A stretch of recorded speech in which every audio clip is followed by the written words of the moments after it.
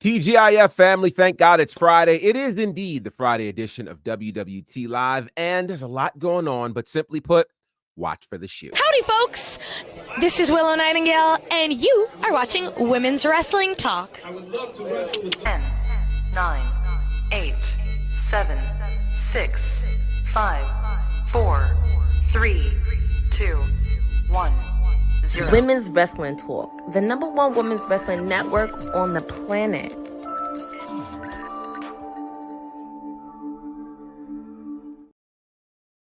TGIF, good people, thank God it's Friday, and welcome to WWT Live as part of Women's Wrestling Talk, the #1 women's wrestling network on the planet. I am Gerard Bonner, a.k.a. The Professor, a.k.a. Teflon G, a.k.a. GB, a.k.a. pick a good name for me, but don't throw a shoe in my way. Just don't do it. Don't do it. We got a lot to talk about today. Again, as you figured out in the world of pro wrestling, a lot can happen in 48 hours. And being live like we are, a lot of things tend to happen as we're on the air, as you noticed on the last show. Happened again today. I am not alone, though. I've got some amazing people riding with me. You know it's Friday. Friday gets crazy around here. So if it's crazy, we got a councilman part of it. Councilman Farrow, how are you, sir? I'm doing good, man. Been out here training the old 27 3/4-inch pythons. Oh, getting my. ready for the match next Saturday. Me and old Thick Neck Thaddeus is taking on for the BBC Championship in an industrial ladder match. Not quite 2 minutes in, and already a mention of that championship. Got it. All right. Well, so be it. It should be fun, and it's always a pleasure to have you with us. And of course, the master of all things honey and watch-alongs. It is Wrestling with Honey, who's got plenty of shades on. How are you? I'm tired.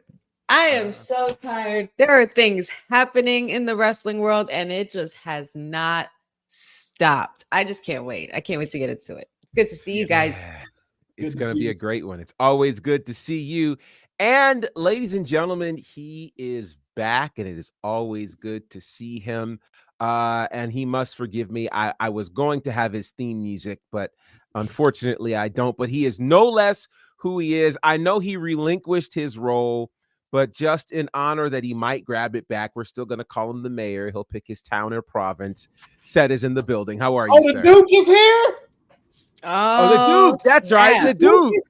Okay, The Duke is here.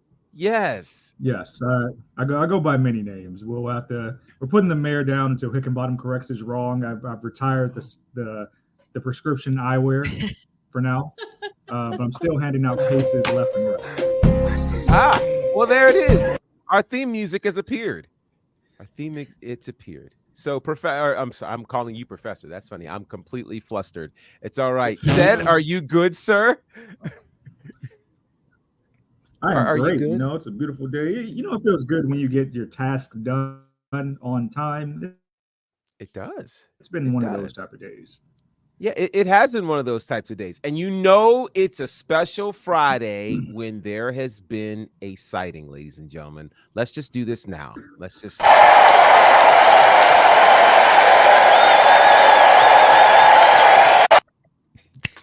Mommy's home. Wow. And I don't mean Mommy's Rhea Ripley. back. I don't mean Rhea Ripley. The real TK is back. Mommy is home. Wow. TK, how are you? Hey guys, I don't even know where I am. It's been a lot of traveling, and there's gonna be more traveling, and thank you guys for holding it down. Thank you guys for watching. We just dropped an interview for WoW, so definitely go and check that out. And then we also have an interview for TNA dropping too next week. So I'm here. I don't quite know my internet, so I apologize. My internet might be wonky, and I'm wonky as well. So we're rolling with it. Well, it is good to have you back. You have been all over the place. You've been I around the world. I didn't know my oppressor would be.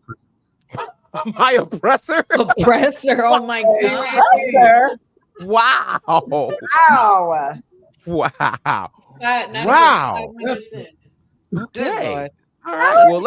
How am I the oppressor when you have your own place?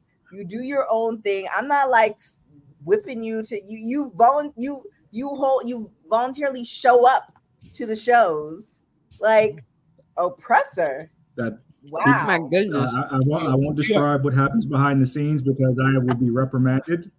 Oh my! So a lot of shades since he abandoned Vice City. A lot of shades. It's been a downward spiral for the Duke ever since he left Vice City. Yeah, it's been a rough week. Heat wave. It's been a rough week. Admittedly, it's been a rough week for him. Well, we've got a lot to get into, and again, as we thought, one thing might be our lead story. There is yet. So let's kind of fill you in. When we came on the air Wednesday, the lead story was Stephanie Vaquer. At that point, we had found out that she had turned in her notice to immediately vacate everything connected to CMLL and New Japan. She was scheduled to be at Fantastica Mania this weekend, defending her CMLL Women's World Championship. Wow. When we came on the air Wednesday, people were speculating in terms of where she would go. While we were on the air, Shawn Michaels announces on Twitter, "Welcome to WWE, Stephanie Vaquer." So it's official. She's in WWE. And then the speculation began, when would we see her? Of course, CMLL, New Japan put out statements. Lots of people apparently on the CMLL and New Japan side are very unhappy about the way this was done. Of course, she held 2 championships at the time, the CMLL Women's World Championship and their Tag Team Championship. She had just lost the Strong Championship a couple of weeks ago at Forbidden Door. And so everybody's asking all kinds of questions. What's going on? How are we doing things? Well, we find out today that we're not going to have to wait very long to see Stephanie Vaquer in the WWE. If you are in Mexico this weekend, you will see Stephanie Vaquer as part of WWE's summer tour, their Super Show summer tour. Is going to be in Monterrey and Mexico City and will now feature the newly signed Stephanie Vaquer. The same Stephanie Vaquer that was supposed to be in San Jose on Saturday will now be in Mexico with the WWE. I had to really think about this. I believe this is the single fastest turnaround we've seen for somebody who has signed with WWE to them actually getting in the ring. She signed this week. She's in the ring this weekend. Guys, what are your thoughts on all that we have seen with Stephanie Vaquer? And should we start with the boss lady? We've not heard her melodious voice on topics. So let's hear you on topics. Great TK. When I saw this, I thought Petty WWE was like no longer because remember Petty WWE, this is something that they would do. So I was surprised by this because it seemed like they were operating more above the board because she truly did. Because with wrestling, I always think it seems too good to be true or too much of a story, then I assume it's a work. So because the thing is, Stephanie may be a lifer at WWE. She might not be, because you never know. If she's not, and eventually she finds herself on the outs of WWE in the next 2-3 years, these two companies are going to remember what happened. However, the person who signed this or the person who makes this happen is WWE. Like Stephanie can't say, I want to start this weekend, and WWE doesn't okay it. They have to okay it. So there's a lot of different things happening. And the first words that come to mind is almost like bad business. And it doesn't seem on par with what WWE has been doing thus far. So I feel like there's more behind the scenes that we don't know. For somebody to break, and she might not have been on contract. It might have been like a contractor type situation. So she wasn't necessarily beholden to the company. But for somebody to break essentially their word, I feel something had to have happened where WWE is now backing it and doubling down. Like, oh yeah, and she was supposed to be at your thing this weekend. Nah, she's gonna be over here. Like, it would have been one thing if she she didn't show up, and then this weekend passed, and then she's somewhere else. She's with WWE next weekend. But the moment she's supposed to work, she's working for another company. So there's just a lot of different things going on that I feel like the journalist in me, there's a lot of things that we're not privy to as to why these decisions were made. Now, I will say this. It is not every day that the WWE has shows in Mexico. So I think there's interesting timing connected to this. Like, I don't know how long this was in the works, but I definitely think, given as big of a name as Stephanie is in Mexico, it's a guarantee on top of the WWE superstars, the fact that they'll get to see one of their own in a WWE setting for the first time is definitely, if ticket sales were low, which I doubt they are, but it's definitely a big add to that. Honey, what do you think of all that we've heard about Stephanie Vaquer in the last 48 hours, now being a part of the WWE roster and performing this weekend in Mexico? This is a great way to keep yourself on the topic of the main topic of conversations every single day. This girl's obviously making moves.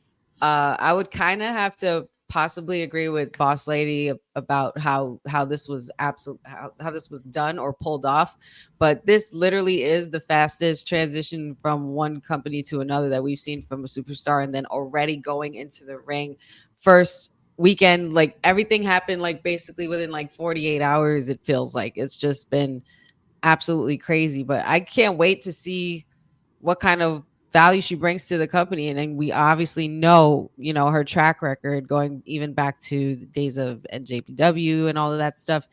I mean, I can't wait. I'm really excited to see what she brings, because there's been a lot of talk around her pretty much all week and for the last couple months. I mean, way to keep yourself in the conversation as one of the top. I see a lot of good things possibly in the future for her in WWE, especially with the way they'll book her. Seth, let me ask you this question. There have been those, and I think TK may have alluded to this, that, might feel like this has been done in a petty way, this has been done in a wrong way, et cetera, et cetera. Do you feel as though this was wrong? And what I mean by this was wrong is, if you have left the company, you are signed to another company, and they put you on a show as part of their company, the show happens to be in the space where you have, geographically worked before. Is this wrong?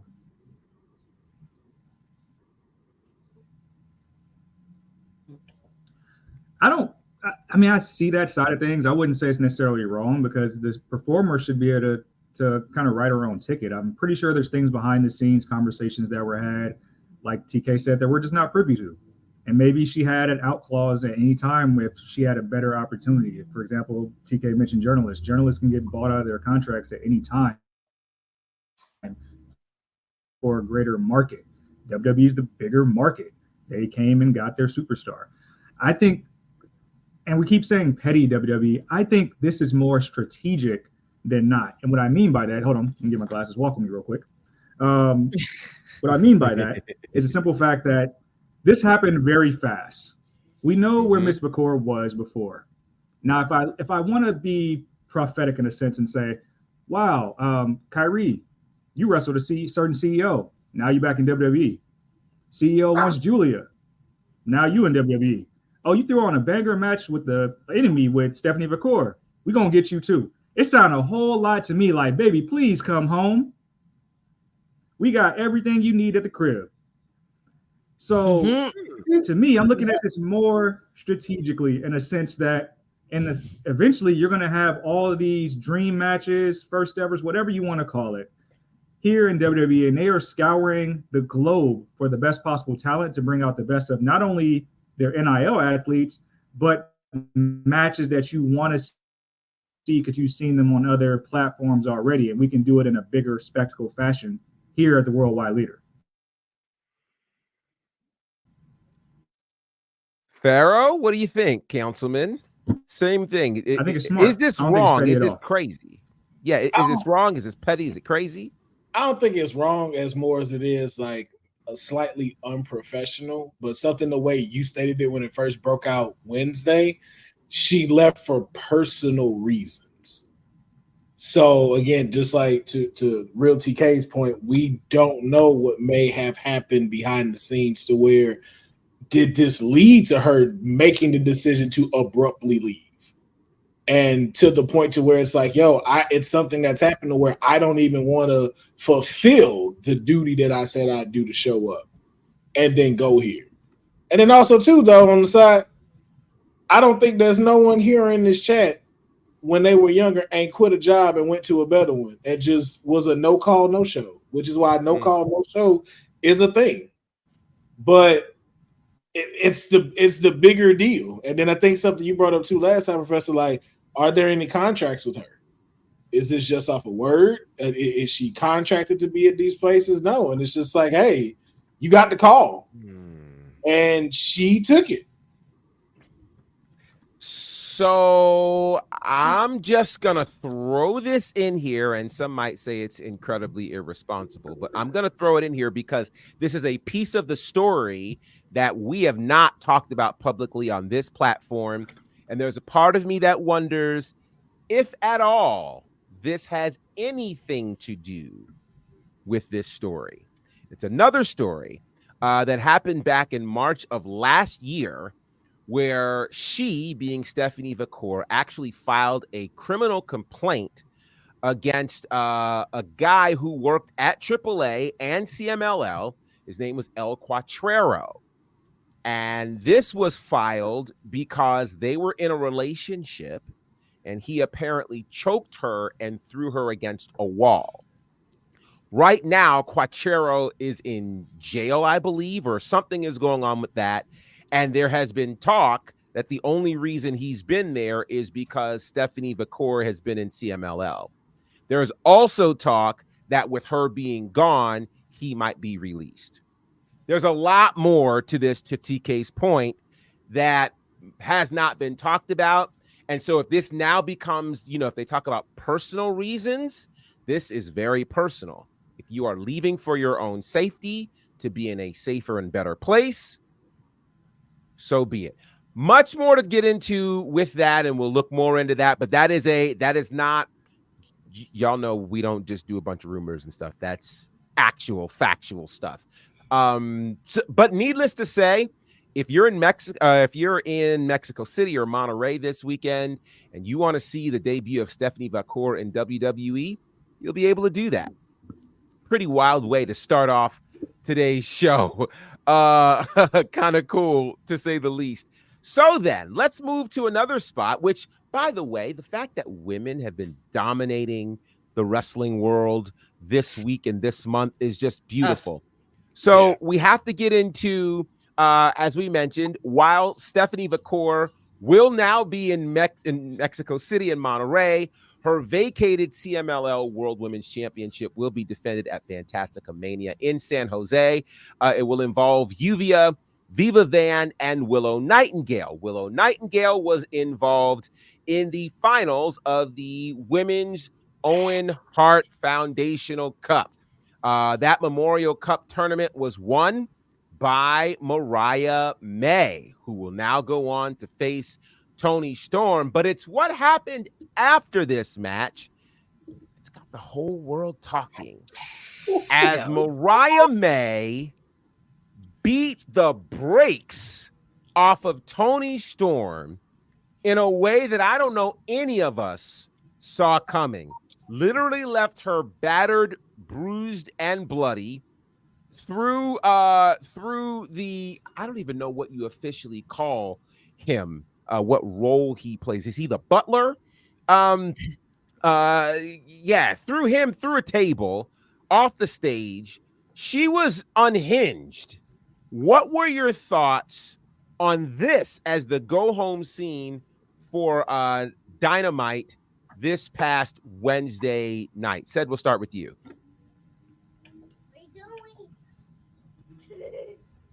Said? No, I heard a little professor, so I got excited. Yeah. We'll let him. No, I thought this was beautiful violence. I mean, I felt like we could have got here earlier, personally. And I do see some different contrasts where people thought that Toni would be the one to turn to Mariah sooner. I wonder if this will be the end of the timeless Toni Storm character, but obviously there was some need for a switch in the main event picture. So I think it's perfect for Wembley all in all. Councilman, what were your thoughts on this, man? I just want to say, I think y'all all amazing because obviously Fake TK watches WWT Live because he's finally getting it. This is storytelling right here. This is how you tell a story, Fake TK. This is how you leave me now wanting to come watch AEW on Wednesday nights. This is how you do it. To Cedric's point, should have been did this.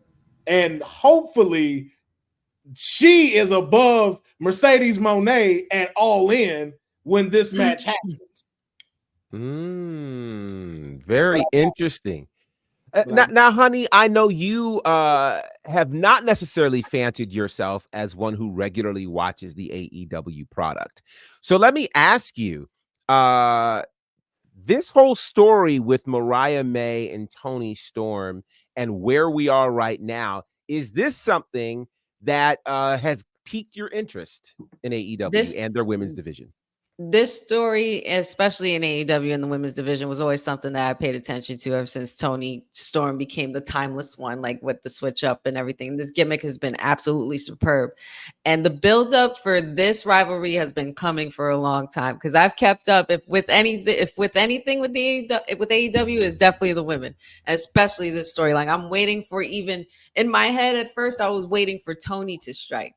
But when it happened, I was like, oh my God, this makes sense. This is perfect. This is recreating a story here between these two. She's been her protege and taken under Toni Storm's wing for the last couple of years and done pretty much everything. And now it's where we get the student versus the teacher. And in this case, the student succeeded because the way she whooped her was absolutely unbelievable. I actually popped for it. I was like, and I was excited. I'm like, okay, I like this. This is good. Thank you, Tony Khan. Thank you very much because this was a treat. This was a very good treat. I love this.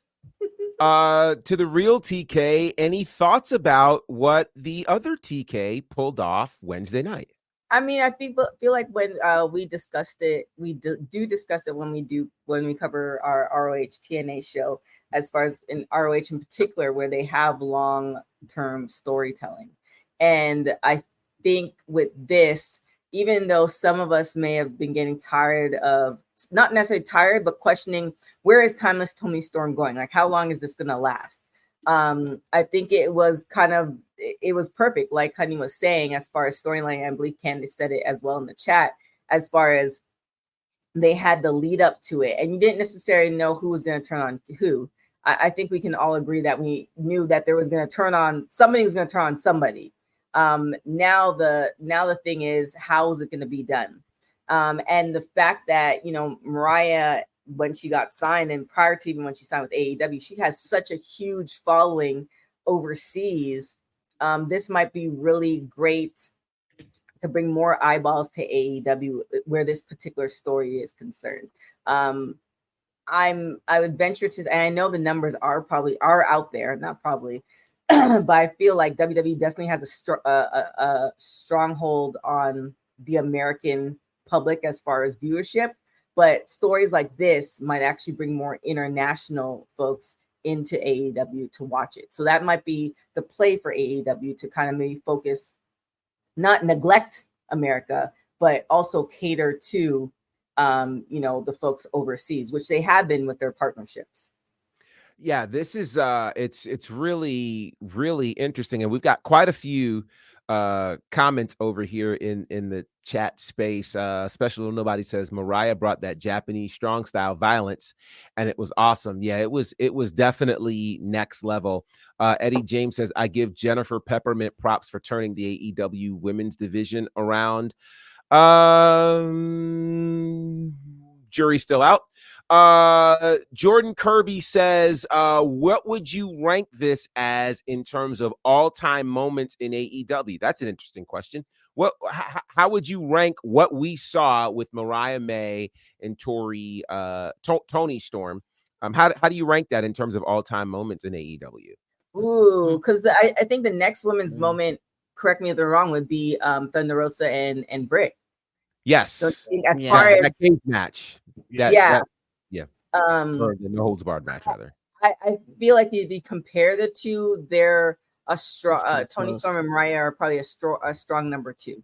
I think Thunder Rosa and Britt, that match was still bar none. I think it was, didn't I qualify for the ESPYs or something like that? I might be totally off with that, but I feel like no matter, like, people were talking about it who weren't even wrestling. Oh, yeah. Yet. So I feel like this is Toni and Mariah is still, it's a strong number 2, but I think Thunder Rosa and Britt, like, people are still talking about that, and that was what, 5 years ago? Yeah, it was a few years back. Yeah.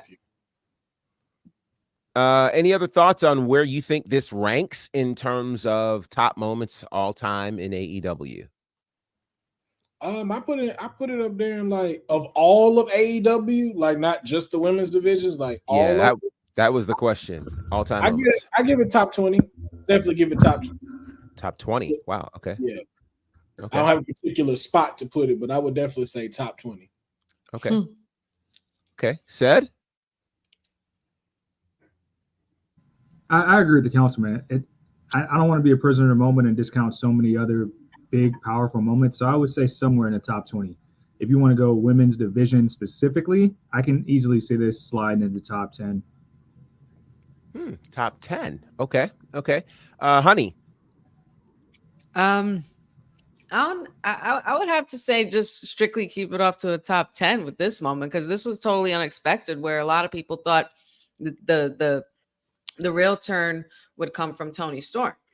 I guess, and it was just, not only after the Owen Hart Foundation tournament, women's tournament final, but pulling and winning, and then pulling something off like this on someone who's been her mentor and along the way and everything, and brought her up. This is definitely a top 10 moment initially for me, because I was just initially shocked when it happened, and it surprised me. So, and I liked it because, as one who watches AEW product part-time, this was probably one of the only things that would really keep me engaged. And for that to happen the way it did and when it did, it was like, oh, okay, we're turning it up a notch now, and I like it. So yeah, I definitely think it's a top 10 moment in all of AEW. AEW's had some really significant moments. And that's why we have to be careful when we're talking about all of AEW. Now, if we're talking about the women's division, easily top 5. And I'm saying top 5 to give myself some room for some of the other things. You've got obviously the Britt Baker, Thunder Rosa situation. I think Mercedes Moné's debut in and of itself is significant. If we even are talking about, them landing Paige or Soraya, that's a very big moment for AEW. So I don't want to be a prisoner of the moment, but it's definitely a strong moment for sure. And if we're talking about, unexpected moments, this is real high on the list, because I found my jaw was literally on the floor the entire time this was happening, because we just don't see this kind of violence with women. And I think, again, this has been that week for the jaw-dropping things with women in wrestling, whether it was the women's Money in the Bank match, whether it was Kalani and Sol Ruka at Heat Wave, or this. I think the women all got a memo this week that said, let's tear it out the frame and make everybody talk about us. And that's Stephanie Vaquer. Like, we've been talking about women, not just because we're women's wrestling talk, but because that has been the talk of the wrestling world. And there's a lot to be said for that. So congratulations to AEW. I know we can be hard on them at times, but they got it right Wednesday night. And this is how it ended. It also started in a way that surprised me, because I certainly thought that match would end the show. Now I know why it didn't. But for the men's tournament final, and this is a shocker, Bryan Danielson gets the win, defeating Hangman Page. personally, I was very happy to see this. I want Bryan Danielson to get his moment. Hangman Page, I just figured was absolutely, the way it was going to go, but they swerved me, and I'm okay with that. I can live with that. What are your thoughts, guys, on the fact that Bryan Danielson, in what appears to be his final year as a full-time competitor, is headed to the main event of All In? Said. This is a good swerve because this will be a good match between Strickland and Danielson. But it was shocking that they're not just pulling the trigger on another chapter in the Swerve versus Hangman. I think it's good. It'll let this character that Hangman has now continue to develop into more of a darker heel type of run, and then we'll get there. But again, it's just such a tease that we're putting Danielson in a title match that we don't really feel like he's going to win, from my perception. But I think it'll be a great match altogether. I can't say right now, storyline wise, that the match will main event Wembley. That's interesting. Councilman, your thoughts on Bryan Danielson going to main event All In? What is the belt on him? Oh, that belt is the belt that they give to the Owen Cup winners. Oh, okay. I was like, is he a champion now? Okay. Yeah. I think I'm in kind of the same agreement with the Duke. It doesn't give me main event. It does give me opener, though. I think it either gives me opener or second to last match, especially after just what happened with now Mariah and Toni. Like, if you smart, build this up to where it could get like that. I don't mind the Hangman Swerve chapter not starting, just because, like you said, I want to see him develop that character a little more. It just makes it more enticing for it. But I know a part of me should not say this out loud, but I am going to say it. Because of how he shapes these matches out, I would not mind if Daniel Bryan is holding that AEW championship at Wembley and everybody is chanting yes, and then Swerve turns heel and beat the living crap out of him, gets a match and takes the title back and sends Daniel packing.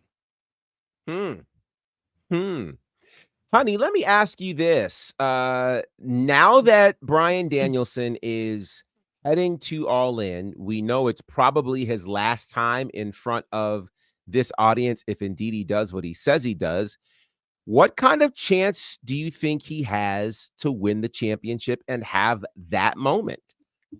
I think in this case, especially with Bryan Danielson, because I never want to discredit him and his career and the stellar career that he's created for himself in everywhere. But considering that this is his final go around, I would have to say that in my head, it's pretty much like a 50% chance he's either going to get it or he's not. As far as do I think he will, I don't think so. I think this is just this is going to be another banger that him and Swerve are going to put on, and then Swerve, just goes over Bryan Danielson. I mean, Bryan Danielson has had, like I said, a quite the history in wrestling, pro wrestling, even after retirement in certain places and then rebuilding his career somewhere else again. We've seen him do it all. But I think this is just more about Swerve building himself, even though Councilman, makes a fair point that they could totally rewrite the story and make Swerve, lose the belt and then try to get it back and turn heel or do it however they do it. But I think this is automatically going to go to Swerve when Bryan Danielson steps up, though he's going to have a great showing and do what he always does, which is kill it. TK, any thoughts on that? Yeah, I mean, I definitely agree. I think what we've seen, and I recall some press conferences that I've been at last summer or last year, the end of last year, when Daniel announced his, last go round and his relationship with the fake TK. And, it seems like he has, I don't know, it's not even a pun, like almost the ear of the king, meaning that he can create the story that he wants to go out on. And he definitely doesn't seem like, and I learned this while we were in the Bahamas, he definitely doesn't seem like the type of person to just put himself over for the I'm sake laughing because I know exactly why she's saying that. So put himself over for the sake of it. He obviously he's a lover of wrestling. He's a lover of the storytelling of wrestling. He's all things of it. And I think he wants to be remembered for having great matches at the end and not him just having a belt. So I think whatever story he decides to do, it's definitely his imprint or his handprint is definitely going to be on it and how he wants to go out. So if it is including Swerve, which I agree with you, Councilman, where it seems like he has a liking towards Swerve and what he represents, that might be the play, especially in All In, where it's just such a big event. Yeah. So I will say this. I actually think Bryan Danielson's the new AEW champion at All In. And here's one of the reasons why. I feel like if Sting taught us anything, it's that Tony Khan will treat those who have been announced that they are leaving as legends. He's going to treat them well. And I think that in this particular case, and this is funny because I feel the spirit of Boza on me. This doesn't happen often. But this idea that I know Boza believes that WWE absolutely is paying attention to AEW and all things petty. Not the case, but it is proven that AEW is certainly paying attention to what WWE has done. And I think they would want to give Bryan Danielson the moment outside of WrestleMania so that he can say that he had that moment in front of a stadium full of people winning a world title outside of WrestleMania. I think I said it on this show Wednesday that he needs that for his legacy so that his entire legacy isn't fully connected to WWE. You know, people can talk about what he did in Ring of Honor and things like that, but not very many people saw that. Everybody knew about the Yes movement. Everybody was a big part of that, you know, so to literally recreate that 10 years later would be the play. And knowing that he's not going to be around long means Swerve could likely get that title back. But for him to have that moment in the UK and for 80,000 people to be chanting yes while the confetti flies and he's bleeding and Brie comes out and maybe the babies come out and like, it's a thing. It's a thing. So we'll see how it goes. But I think Wednesday proved to me that they don't always do the obvious thing. And that's actually good for pro wrestling. So we'll see how all of this plays out. But we at least know 2 matches for sure that will happen at All In. And both of them have a decent amount of story connected to them. So I'm looking forward to see what happens with this. Now, crossovers and Forbidden Doors. Things are getting really interesting this week in terms of all things TNA and NXT. So on NXT, of course, we saw the Rascals reunion. We saw Joe Hendry show up in the main event. And then this week, that was Tuesday.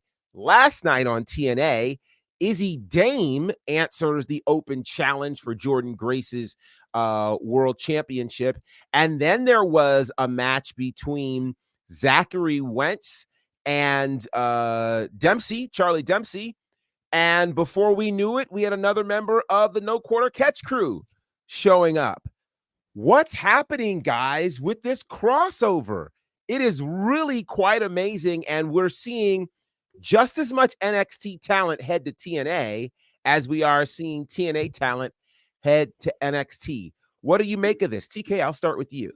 Oh my gosh. And I've been saying this forever. And to also piggyback on what you said prior to before this story, Bosa, I absolutely do think that WWE is watching what AEW is doing. Not necessarily as far as tit for tat, but in order to be successful in any business, you have to know what your competitors are doing. So they definitely know what's happening.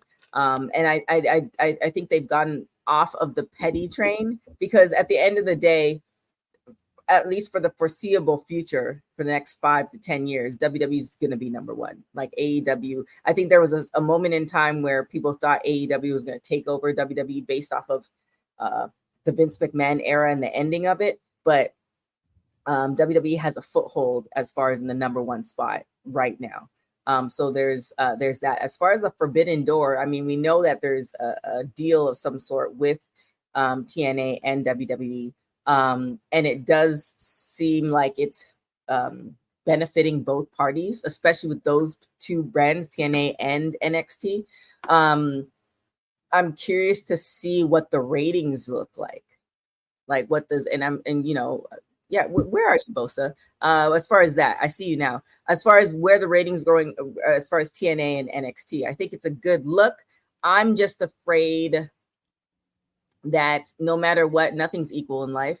And so it's going to benefit one organization over the other. And monetarily, as far as the green, how's that going to come into play? So those are all things we're probably not going to get to answer to, because those are things that this is the show that I want to see, where the lawyers and everybody else is now exchanging the little tidbits of information that we'll never know. That's the show I want to see, because those decisions are what we end up seeing on television. So those are the questions I have that I don't know. We'll eventually get the answer to if it either goes wrong for TNA or right. But we're not going to get those answers right now. And to that point, I will say that I think what one goes into a partnership for, you know, both sides might not want the same thing. Right. You know, so I think as long as both sides, and they don't have to announce them publicly, but as long as both sides know what expectations they're coming in with and they get those expectations, they're good. Now that's a life lesson. Use that wherever you want, TK. It is. All right. But there's a story to that. So it's just like if you're in a relationship, you just want the trash. Here we go. You want the guy to take out the trash. Perfectly. You want him to take out the trash. That's all you want him to take out the trash. And he just wants dinner cooked for him. And now if you agree on that, then that's great. But one day you show up and the trash is just piling up, you're gonna be like, what's going on? This relationship is now broken. So that is a perfect analogy. Guys, I hope you saw how I lobbed that, and she did exactly what I knew she would. Oh, beautiful. Wait, what is this? What is that? You talking about Daniel Bryan? No. No. No. You didn't mention the cooking part. You just stuck to the trash, and the trash is everywhere. What? Yeah. And the trash is still piling up. I'm still holding my end of the bargain. That's all I wanted. Just saying. Oh my God, I love it. I love it. Just so curious of the man that only. Never mind. Councilman, what are your thoughts on TNA and NXT's current partnership as they've been appearing on Jeffrey? Yeah. How do we get here? The answer is the real TK. That's how we got here. Councilman. No quarter catch crew, Izzy Dame showing up on Impact. What were your thoughts on that? I'm enjoying every moment of it. I'm glad to see, you know, people going from left to right to what TK was trying to get to and somewhat got there. Yes, at least we are seeing a balance of it. We're not seeing NXT trample over everybody, not seeing TNA getting the short end of the stick. And it just gets me more prepared for when are we getting Worlds Collide. That's I'm just ready to hear the announcement that Worlds Collide are starting, because we had a great NXT. Duke, you watched it, right? You watched this Tuesday. You know, wait a minute, Councilman. You know who wasn't there? You know who wasn't there? You know who wasn't there? You know what? Because I told him in solidarity last episode, and I'm glad you brought it up, because we have an announcement. We are now at 50,000 downloads for our screensaver, for our illustrious screensaver. When you got to say goodbye after some BS that happened, we are at 50,000 of these downloads, and I just want to say I appreciate everyone who has downloaded this for the Lola Vice City Fund, because Vice City is in shambles right now. They need some aid sent to them. Smoking that Lola pack. Yeah, they need some of that. We have been making good strides as your mayor has abandoned you. Wow. This see what you did, TK? We can't even get the train back. Oh, because somebody didn't take out the trash. Said your thoughts. Stop. Yes. Well, I might as well announce that I don't watch the Michael James Hickenbottom brand any longer for personal reasons. But I would say something as simple as whatever. It's Michael Hickenbottom.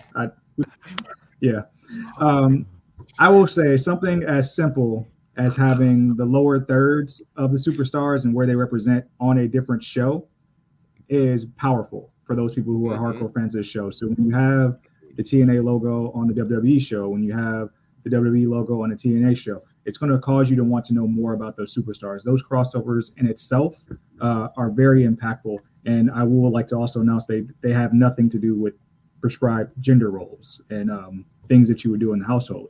I don't know how we got to trash and dishes and things like that, but that's not professional wrestling. I just want to make it's that. It's not gender roles. It's my personal. I was giving you an example.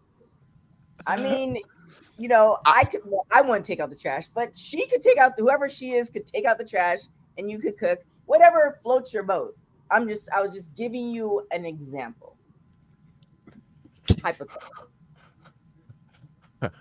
Dylan says, I just want to announce that I only watch NXT for my Lord and Savior, real TK Trinidad. Wow. Wow. Wow. Well, I don't know how I feel about that, but thanks, Dylan. Wow. That is the opposite side of the spectrum from what I said earlier. Wow. Like that. Wow. Like that, real TK. You got it out like that. You got Lord and Savior status. I mean, like that's on another level. Like that's almost tribal chief God mode right there. That's right. I was gonna say that's beyond boss lady shit. Now we gotta figure out a different name. Professor, the streets have been spicy. Yeah, they have been spicy, son. Oh gosh. All right. Yeah, let's move to another story, and that is the WWE is in talks with the Intuit Dome in LA, potentially to host the Survivor Series in November, which should be very interesting. Now, this is a brand new facility that will be for the who is it for? The Clippers, the LA Clippers. And this is, again, WWE finding a way to get involved in yet another new venue. That's what they do regularly. Guys, what do you think about them potentially looking at the Intuit Dome, which seats, I hear, about 18,000 for Survivor Series, which would be obviously on the West Coast? Councilman. I think it's cool. This is the one, TK, correct me if I'm wrong, this is the one that's by that Costco, right? Yeah, this one's it's in Inglewood. I just looked it up. It's in Inglewood. It's down the street from SoFi. So I think it is by the Costco that you're referring. And I think I could piggyback for Will and the former mayor that look, anything that's a drive away, I'm down for. So yes, please bring Survivor Series here, because Survivor Series is also around Thanksgiving. So that requires me to not travel and go to Survivor Series and, be back in time to not take the trash out. So. And this will allow me to see my favorite war games and be able, to not let that woman have to do the cooking part. And then we don't have to worry about no trash that night at SummerSlam because, at Survivor Series, because War Games is on and you got to eat while you watch War Games. So that way, neither one of us feel uneven and stuff. That makes sense. Makes sense to somebody makes sense. I have pitched. Said this is what we'll be doing. Said's about to pound the streets.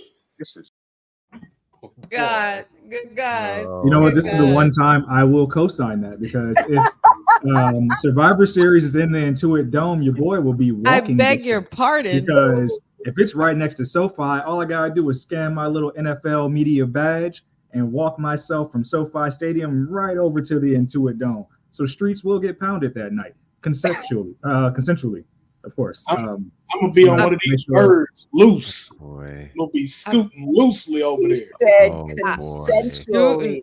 I'm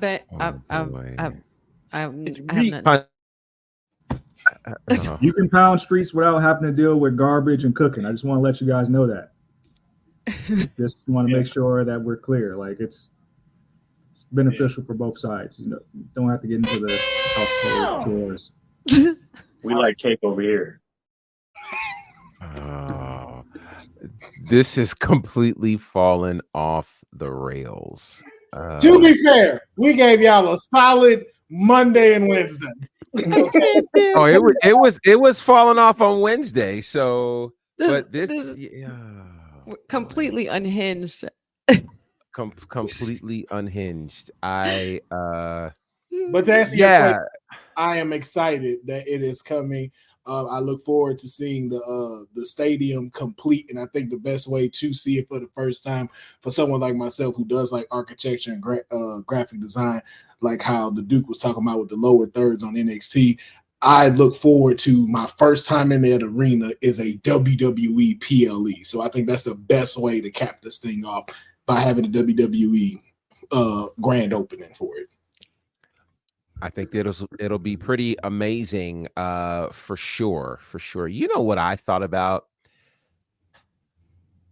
Our sponsor. Have you heard the news? It's pretty big. I heard from my friend who heard from her friend all the way from the Caribbean. Well, when I heard from my friend, I became super excited. And I think you guys will like it too. WWT now has an official partner, and it's All Caribbean Wrestling, the premier promotion across the Caribbean. Go to allcaribbeanwrestling.com to check out all the latest pay-per-views, or go on the YouTube page as All Caribbean Wrestling. Also, go and check out their socials on Instagram at All Caribbean Wrestling and on X at All Caribbean WR1. Now, you make sure you go and check them out and tell them WWT sent you. You hear me? Shout out, of course, to our friends over at All Caribbean Wrestling, a great sponsor here at Women's Wrestling Talk. So speaking of Women's Wrestling Talk, there's a brand new podcast out there hosted by the WWE champion. That, of course, is Cody Rhodes. His first guest on there is the WWE Women's Champion, Bayley, as they sat down for an episode of What Do You Want to Talk About? It was housed on his tour bus. And some interesting things coming out of the conversation is Bayley talking about her desire to see an Evolution 2. And in there, she feels as though, you know, not only could you have women from Raw and SmackDown and NXT, but TNA could be involved as well, which could absolutely be a thing. She also went on to say that she loves what's happening right now with Liv Morgan and Dom, and feels as though there needs to be more storylines for women in WWE, not connected to a championship and not necessarily connected to in-ring activity. What are your thoughts on the comments from Bayley? And Honey, we'll start with you, as I know you recently asked on your Honey Pot predictions, where's Bayley and where's her championship? Yeah, I was just been a little curious, a little concerned, you know, just want to make sure that she's having a great run with this title, being that this is what we highly anticipated for in the beginning of the year. But all things considered, this was a really cool episode. And I love the concept, of course, of the what do you want to talk about? Obviously, Cody, genius. But yeah, why not an Evolution 2? I think we had actually asked that, there was somebody that mentioned that sometime, and it was a topic here on the show a couple months back, if I remember correctly. But I would love to see another women's pay-per-view Evolution. Like the first one was great. Why not keep it going? I mean, there were so many times where they said that they were going to, and then it kind of, you know, disappeared into the wind, unfortunately. But yeah, Bayley definitely drives a good point, and maybe she's also looking for her next contender that way as well. Councilman, thoughts on Bayley's comments in terms of Evolution 2 and additional storylines for the women's division? I think the best horsewoman said it best. Like, yeah, we need a evolution too, to see with everybody from SmackDown, Raw, NXT, and TNA all together. Like, you have more than enough now to build that storyline, and then with the legends you have from the WWE roster and the legends you have from the TNA roster also kind of available, like your Gail Kims, your Mickey James and stuff can also come back. I'd like it explains itself. It's just kind of like, when do y'all want to pull the trigger on it and give this to us? And I do agree with her. I think we do need to see some storylines that don't involve the title, but I would like to see them introduce a singles title like they did in NXT. I think we've seen that work well with Kaylani. I think it's now time for the main roster to be able to get that, so we can start kind of seeing that division of the world championship to what the singles title would be. So, I just want to see more women wrestlers. If I just to get all of that into one thing, I want to see some more, and I couldn't agree more with Bayley. Sed, let me ask you this. Let's say that an Evolution 2 is done, I don't know, in the next 6 months to a year. Who main events? Well, we know it ain't Bayley unless the CEO come back. we know that for sure. She ain't got a chance of headlining until the CEO come back. But wow. If there is a chance for somebody to headline Evolution within the next year, I have to look at some type of way. It wouldn't be in 2024. We're talking about top of 2025. I could see a situation where you have Jordan Grace and Bianca Belair. Would be an interesting contrast in styles if you want to promote TNA to a higher plateau. Or if you just wanted to do if you did do Evolution and you wanted to take a spin off Worlds Collide, you have all three main roster champions at that time. Meaning if Bayley's still the champion, you have your Baileys, Livs, Jordan, and Roxanne in a four-way. I think that would be unique and something that we haven't seen before. To Bayley's point, to give her credit, it's something we've been clamoring for a long time, and NXT does it very well. Those second-tier storylines, like we've seen with Mia Yim and Jada Parker, JC Jane and Thea Hale. The main roster needs so many more of those to get us intrigued.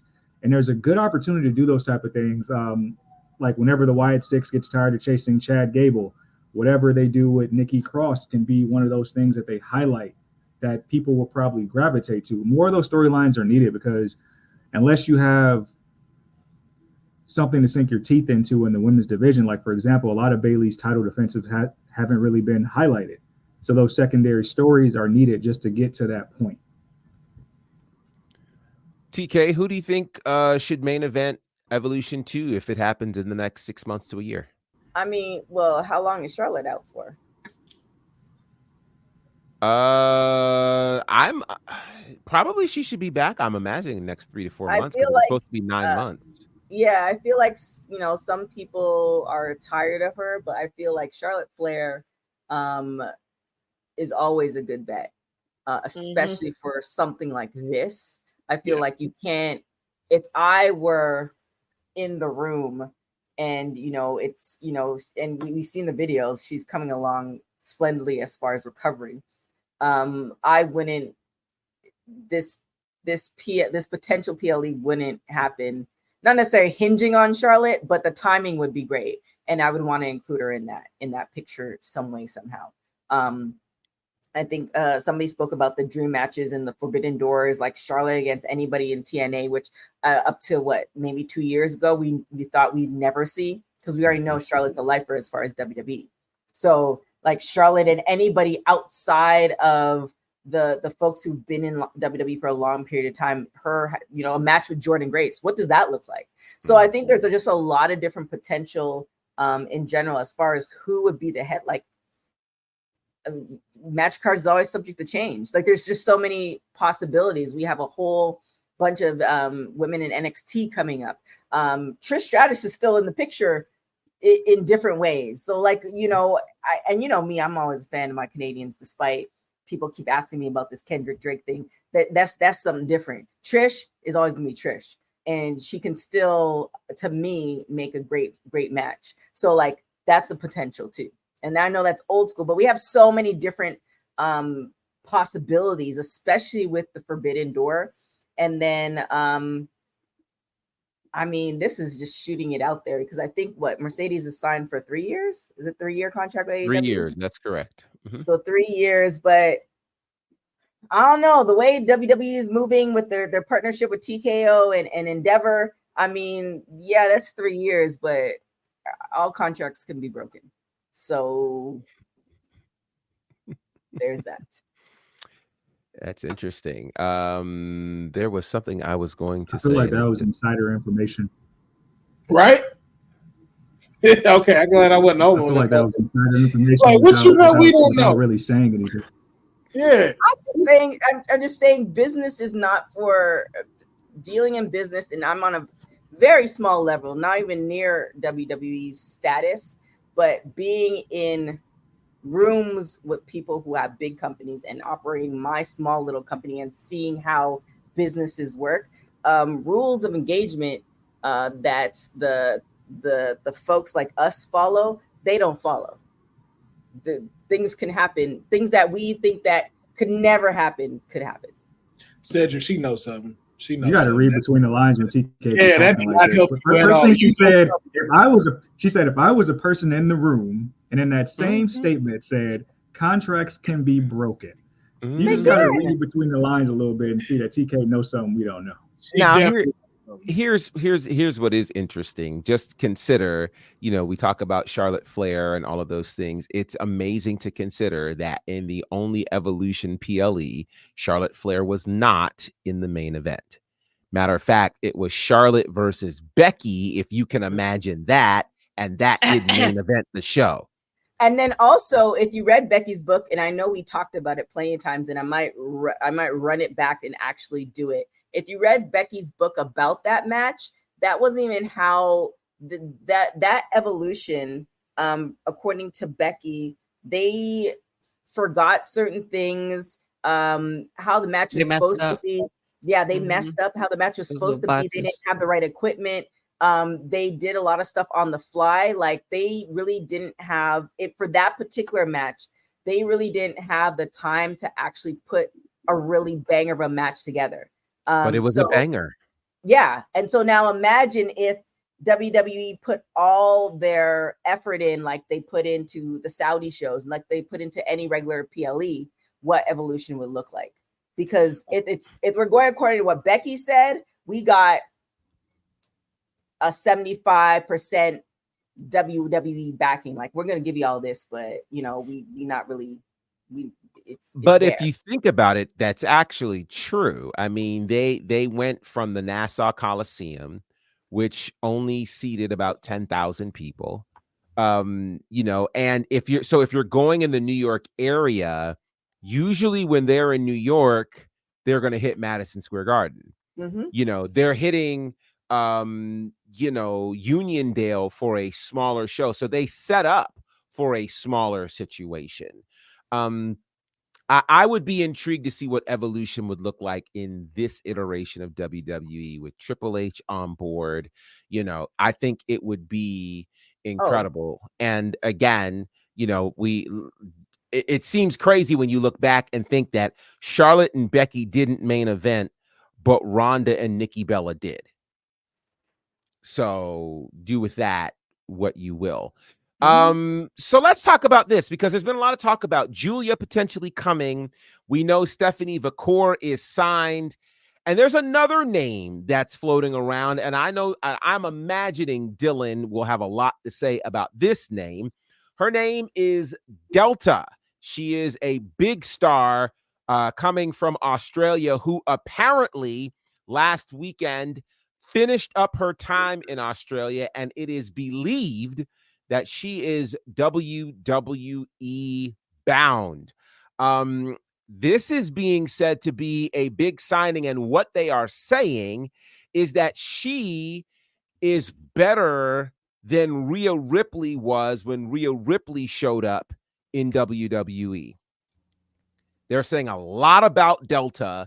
And so I guess my question to you is, What do we make of the NXT women's division if you are infusing Stephanie Vaquer, Julia, and now Delta into the mix? Said, I saw you shaking your head.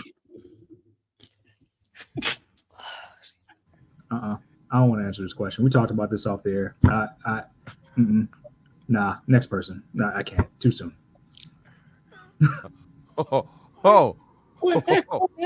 Okay. Wait, what I missed? What I missed? Wait a minute. Honey, would you like to talk about what could potentially be on the horizon for WWE's women's division involving Delta, Julia, and Stephanie Vaquer? At this point, anything, at this point, anything, it's only been, we're in July. It's only been half the year. Mm-hmm. And so many things that we didn't think would happen have happened. And it all, it all started with ushering this new, ever since we ushered in this new regime, ever since even the new year started. I would even dare say towards the end of last year.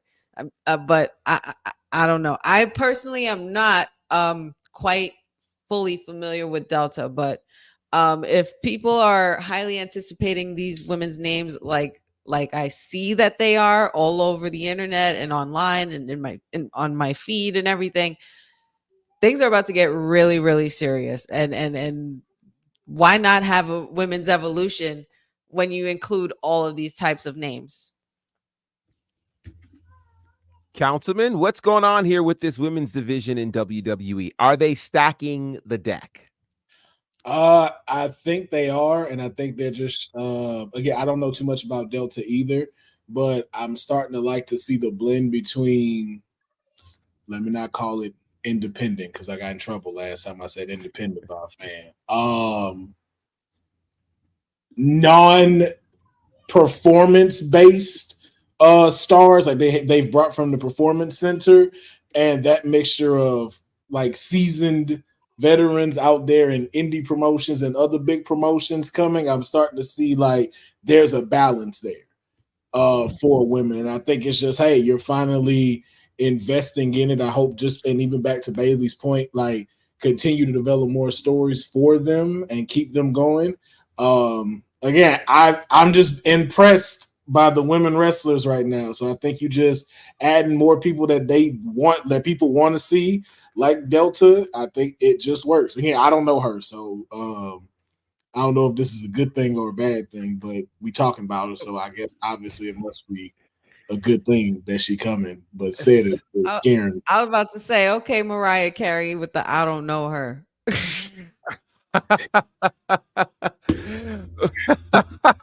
Because he was just like, no, Nate, like, what happened? Wait.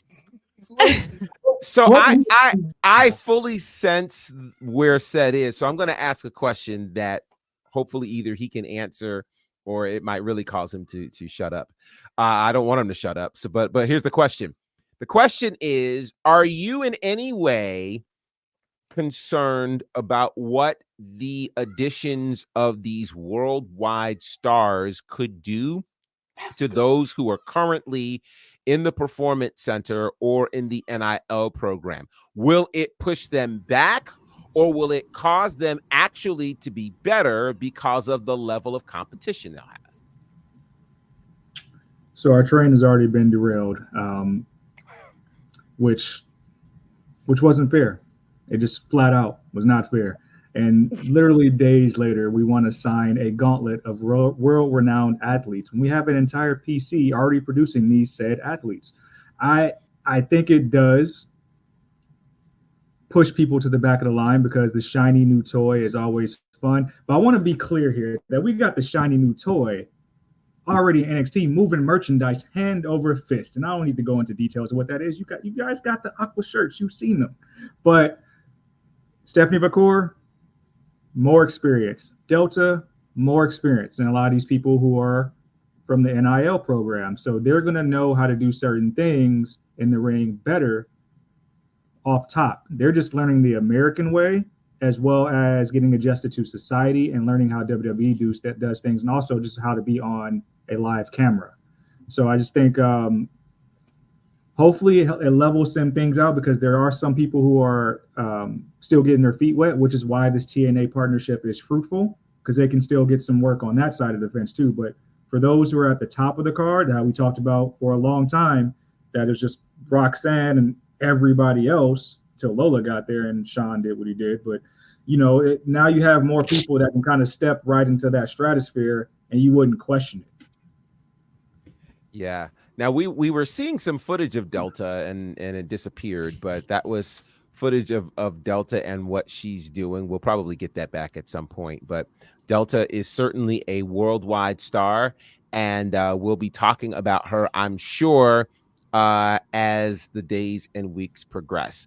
Now, again, women have been dominating the news story and the news cycle, such as the case for CJ Perry, who has officially announced her departure from AEW.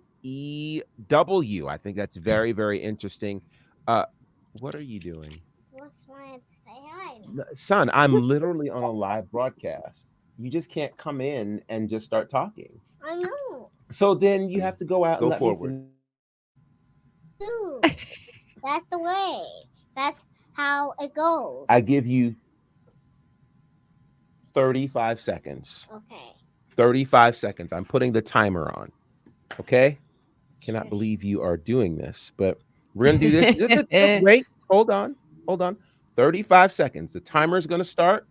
Everybody go on mute. Little Professor has the timer is going to start. I'm going to give you 35 Little seconds. Professor has the floor. Okay, I'm going to give you the headphones. You have to say hi to everybody first. Okay? Don't want to be rude. Say hi. Okay. You get to say hi. I'm starting the time. Oh. Hi. There you go. Hey there, little Professor. What's up? It's a party now. Now it's really Friday. Yeah, it's really funny. What do you want to say? Let me guess. So today, I have my glasses on so I can see, so I can rock, because, it's like the craziest thing in the whole world. And yeah. Oh, so here's the next part. What?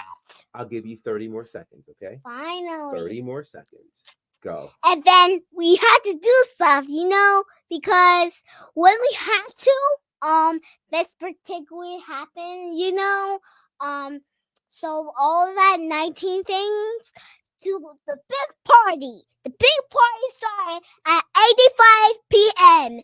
And when 85 p.m. overpassed, pooped it out, What? And then after that, there was like a big thing. That's your time, okay? So Thank you, everyone. Thank you. See you next time. See you next time. All right. Go out. All right. And there's our live. From that last few seconds is that the little professor was on my side. He said Roxanne Perez pooped out like 5 different pop rocks, and it made no sense whatsoever. Nah. No, I think he was telling us about his new podcast. He was telling us about his new podcast at 85 somebody had p.m. my back here. I just knew it. I know one thing that made more sense than that somebody not taking out the trash and somebody. Wow. Okay, wait, more sense. Wow. I love This is great. This is great. Wow. So, I love yes. this too. CJ Perry has announced her exit from AEW. And interestingly enough, she announced it. Oh my God. Sheesh. She announced I didn't do that. I did not do that. She announced that in an interview with USA Today. And so that is very interesting. What the future holds for her, we don't know. But we certainly do wish her well. I think it's interesting. Obviously, as many people lobbied for her to show up in AEW. The last time we really saw her on AEW television was at World's End at the end of 2023. where she turned on Andrade, and maybe that sent Andrade back to WWE as he ended up in the Royal Rumble a couple of weeks later, and she's no longer there. So, all right, SmackDown tonight. Of course, we've got the SmackDown watch along coming in at the top of the next hour. Some great matches coming, including Mi Chin against the Queen, Nia Jax. That ought to be very interesting. Tiffy time will be in the building. What will happen with this Money in the Bank contract? We'll find that out tonight. In a tag team match, which I think is very interesting. First time I believe we've seen this team of Apollo Crews and Baron Corbin taking on members of Legado del Fantasma. And also we'll have, I meant to say that the Bloodline would be here, but obviously I missed that slide. So probably because Honey did not want to see that version of the Bloodline, and I'm not mad at that at all. It's because it's not our bloodline. It's not the real bloodline anyway, so that's why. Timu Bloodline will have their time. When Timu Bloodline, wow. Timu Bloodline. Not my bloodline, not my tribal chief. Not my tribal chief. Wow, not my tribal chief. Yeah, that's Damn! That's rough. That's rough. So that's a look at our show for tonight. Councilman, how can the people find you? I'll just keep it very simple. Follow me at Will Pharaoh, PHARAOH. Check out my live Saturday, 9 a.m. PST, where we talk Marvel talk. Captain America trailer just dropped. So many other things. As busy as it was in wrestling, it was just as busy over in the Marvel comic book world. So join me this Saturday live because we're gonna be talking about that. So yeah, and that's all I got. We were crazy today, so I'm gonna be very calm on the outro. Said. I don't want to be found. I don't want you to know my whereabouts, but I will say that I'm working on some pretty cool stuff. Hashtag blame Jacob DeLawrence as usual, but he is finally getting out of his crevice, and we should be creating some new podcast content very soon. That's all I can say for this time. All right. We will see Honey at the top of the next hour. Honey, how can people find you? I'll keep it simple as well. Follow me here Monday, Wednesdays, Fridays, especially Friday nights. TikTok Wrestling with Honey, Instagram Wrestling with Honey, Facebook Wrestling W Honey, and like and subscribe to YouTube Wrestling with Honey podcast. Of course, you guys can find me at Bonnerfied across all of the social spaces. Commentary work with Southern Honor and IWE are on IWTV. I've got a show with IWE tomorrow night, so that should be fun. And then we've got, of course, my work with Turnbuckle Championship Wrestling and the Nightmare Factory on the Nightmare Factory YouTube channel. My work with Ashe Wrestling is at AsheWrestling.com. And, of course, you can check out my work with All Caribbean Wrestling on their YouTube page and follow them across the socials. Said doesn't want to be found or followed, but if you do see Said, wow. I wanted him to finish the sentence. He wouldn't. Wow. Okay. All right. That's hashtag holy table. Oh, golly. Yeah. And so, of course, since TK is home, there's no it's her house. So she closes us out. We bow out gracefully. Wow, it's been absolutely amazing.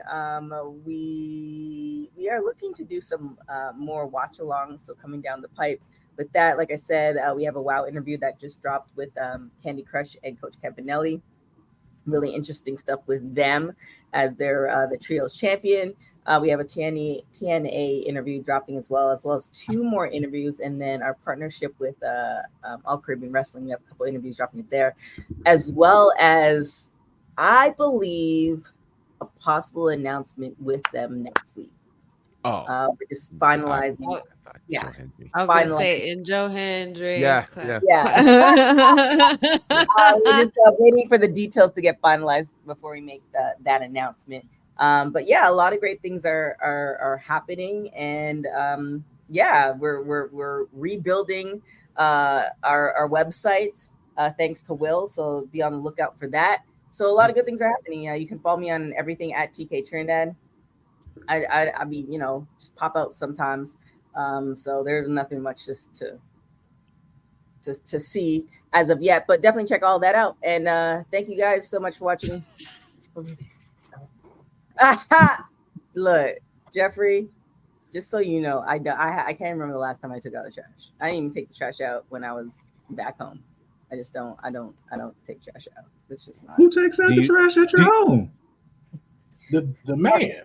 My roommate takes out. That was our arrangement. My roommate takes out the trash at my apartment, and he cooks. Roommate. No, he doesn't. He cooks for himself. I find food. Wow. And then when I was home, I'm like the daughter returned home from war. I don't have to do anything but just be there. So what is your part of the arrangement? I was gonna say, what's your part of the arrangement? I mean, we heard with my roommate. With whomever. I mean, you said one part takes the trash, and so what Professor's saying is, when do you put your palms down? I see a lot of palms up. Oh, see what happens is. What happens is, because I am well connected in certain walks of life, I create relationships with people. So for instance, if you need something done, then I will contact that person, and then you will get it done. So I am kind of the plug. So when you need stuff done, you hit me up. So that's the trade-off with my room. And you need stuff done, I put him in contact with those people, and here we are. And this, ladies and gentlemen, is how I just found out who is funding the D'Angelo family on NXT. It's been TK all along. All along. I am a. She's the one that's been ordering the hits. People have been murdered. Go. No. It's not even the D'Angelo family. She could be the tribal chief behind this bloodline, this new solo Sokoa Timu bloodline. This is you. You did that to Paul. No, it's not Timu. It's TK bloodline. Wow. But sometimes when certain things arises, somebody has to take over what's happening, and that's what Solo did. Listen, you know what? We have no business asking mommy what she be doing. This her house anyway. TK said, all you gotta do is take the trash out, and I know a guy that'll give you a favor. I know several guys. Okay. All right. Thank you all for joining us. It's been a wonderful Friday. We will see you next time on WWT Live. Thanks for joining WWT. Don't forget to like us on all social media platforms at wwtalkpod. Like and subscribe on all video and audio platforms like yesterday, my G. And check out our website at wwtalkpod.com. Thanks for watching Women's Wrestling Talk, the #1 women's wrestling network on the planet.